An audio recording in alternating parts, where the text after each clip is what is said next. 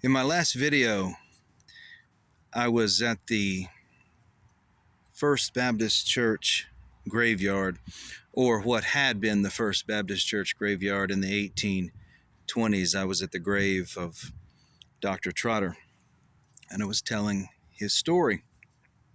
I said something in that video that could be confusing. As I panned across the graves, I said there are no ghosts here. And what I was meaning is there are no trapped souls, there are no lost souls, there are no souls here that do not know that they are dead. When I was a little boy, my mother, my father, my grandmother especially, all my aunts and uncles, friends, read ghost stories, told ghost stories. There was never a night with the power out, or a snowy, dark night, a blizzardy night, where ghost stories weren't read by lamplight, told aloud. Ghost stories were a common staple at bedtime and all throughout the year in my family. And not just my family. Ghost stories are cultural. Every country, on every continent, every culture, all people, they tell ghost stories. They have ghost stories. As a little boy, like I said, it was just part of the fabric of growing up. What was waiting at this bridge? What would whistle from these woods? What might show its face in the window? What might creep up alongside your bed? It made for some white knuckle nights, some little Gideon Bibles under the pillow, and some pretty solid nightmares. But I grew up believing in ghosts until I would go to church.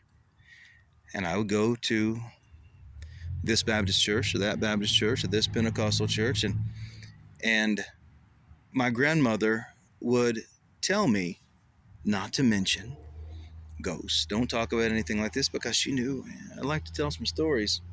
And on the rides back home in her car, I'd lean over the back seat. God forbid there was a seatbelt, of course. I'd lean over from the back seat and I would just badger my grandmother about, why can't we talk about angels and demons and ghosts in church, and why don't the preachers preach about it? She never had solid answers for me, nothing to satisfy me. When I came into the Roman Catholic Church, within 2 nights of RCIA classes that teach you about the faith, within 2 nights, the priest began a story talking about how he encountered his grandmother 2 weeks after her death. And I realized I found something here. I found a church that not only believes, but appreciates, preaches, explains the spirit world.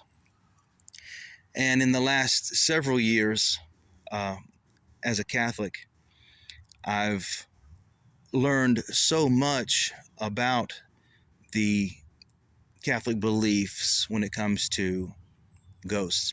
And I believe what they believe. This is what they believe. This is what I believe. It fits perfectly with my Southern Appalachian culture and just makes sense to me. The church teaches that ghosts 100%, first of all, are real. We are spirit. Richard Rohr says that we are not spirits. We are not humans learning to be spirit, but we're spirits learning to be humans, which is pretty cool when you think about it. So the church teaches that there are 3 types of ghosts. The first type of ghost is the spirit of the deceased loved one who has gone on to be with God, who is in heaven. And for whatever reason, God, in his majesty and in his might, he allows that spirit to come back to visit someone for some reason. Could be to console them. Could be to relay a message. It could be for satisfaction. Who knows? But that's one type of ghost that I firmly believe exists. The spirit of the dead loved one who comes back from heaven is allowed to come back from heaven for whatever reason God saw fit. The second type of ghost, that's the type of ghost that we hear cussing in the basement, the one that breaks things, the one that makes it where people can't live in houses, that creates cold spots, that knocks things off of counters, that opens cabinets, opens refrigerator doors. And if you think that's all in the movies, you're wrong. Happens all over the world, and it always has. And the Catholic Church teaches that those spirits have been allowed to come back from hell, that they are out of the presence of God, hell being out of the presence of God. And God has allowed them to come back for whatever reason to scare the hell out of someone among the living who may need to get down on their knees upon the straight and narrow. We'll never know why.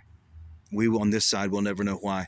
But the church teaches that that's the second type of ghost allowed to revisit this earth for a purpose and with permission and assistance from God. The third type of ghost is the ghost in purgatory. Now, as a Protestant, I had no idea what purgatory was. I'd never heard the word before. As a Catholic, purgatory, I'm not going to get into a long definition of it right now, but purgatory is ultimately, it's a place in between, a place to be cleansed of stains, of things that we're not perfect. We can't step into heaven quite yet. Everyone in purgatory, the church teaches that everyone in purgatory will go to heaven. They will. After an undetermined amount of time. Nobody knows what amount of time that would be. Maybe it's the flicker of an eye. Maybe it's 100 years. Nobody knows.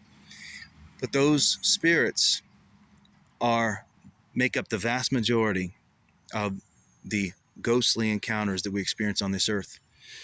The homes where the water fountain just comes on, where there are tappings, where you see something out of the corner of your eye, you feel that you're being watched, you feel that there's a presence, you see just a small piece of someone, a silhouette.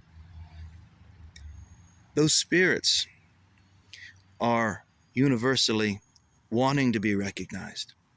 They want you to see them because they want your prayers. They want your prayers. They, like I said, will be on the other side. They will go to heaven.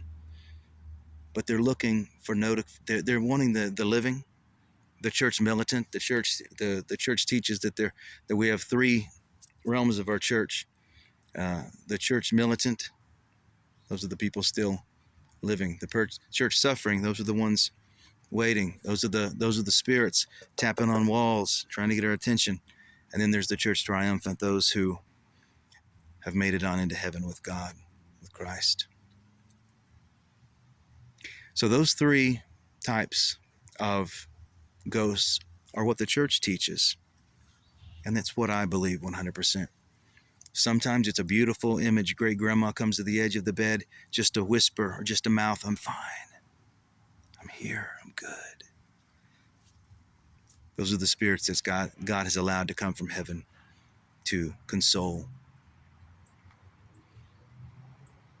The dangerous ones, the ones who are scary, those are the ones that he's allowed for whatever reason, but it will be for the good of whomever he's allowing them to be seen by. Those come from hell. And the third type of ghost are those who are in purgatory, those who are waiting, those who are wanting to be noticed, wanting prayer. Demons don't fall into those ghosts at all. Demons were never human beings. Demons are not spirit. Demons are fallen angels, completely different, 100%. We're about to go down to the home of Jesse Seiler. And I wanted to preface the second part of this video that's coming up. I wanted to preface this home visit with this video because I believe that the ghostly encounters that we will talk about at Jesse Seiler's house fall under one or the other of these categories.